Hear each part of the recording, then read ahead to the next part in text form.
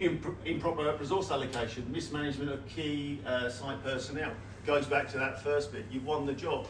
The key people have just finishing another job, always then going on holiday for a week or two.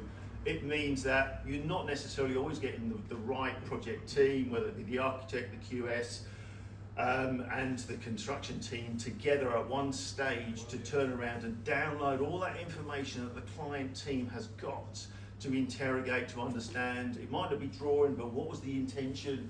All of those things are really, really important. And this is where one bad mistake or one bad error gets compounded, and trying to get that back is difficult.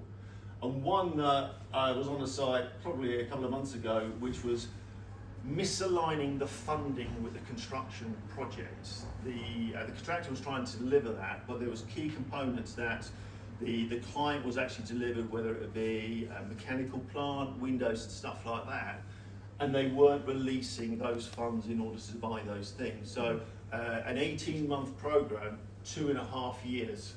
So all that can do is just end up in disputes, additional costs, lack of understanding. It's not going to turn around and help the client and the developer, because the funders are going to turn around and say, well, you're late.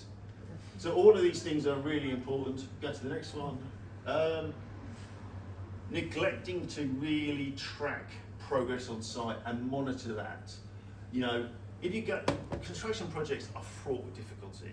So if it's going wrong, you need to actually understand where it's going wrong, but also hold those teams to accountability. It might be the client that hasn't instructed, it might be the design team that's waiting on some information, it might be with the contractor, but it needs to be measured and it needs to be recorded. Because if you don't actually notice it, you can't address it, and you don't need complex programs and pieces of software, but you do need key KPIs that mean something to you at various stages, so that you can go in and check in these things.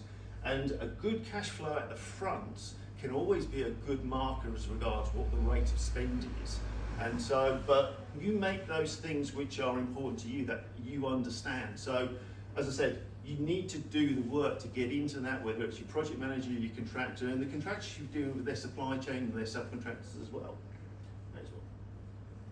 Failing to anticipate and mitigate risks. Now, you know, geopolitical events over the last 15 years have just gone crazy.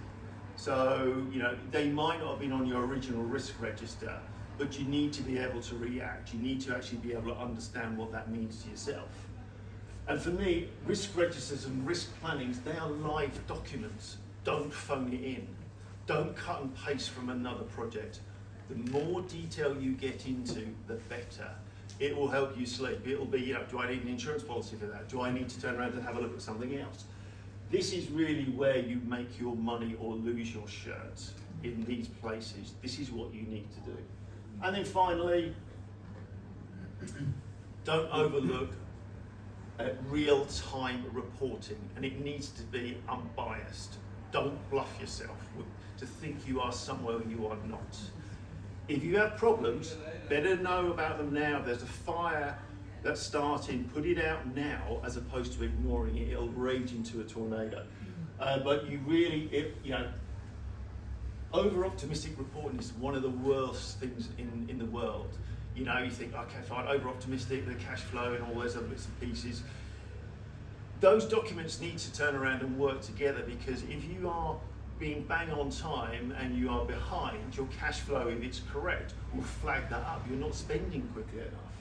But what that ends up doing is allow you to stop delaying crucial and critical decisions to get the project back on track. You might not like the answer, but it'll be a lot cheaper than it would be if you ignore it. And it's about control, and it's about the ability to react. And finally, all I've ended up doing on that one is just really summarising those there. You know, and none of these will be a surprise to most people.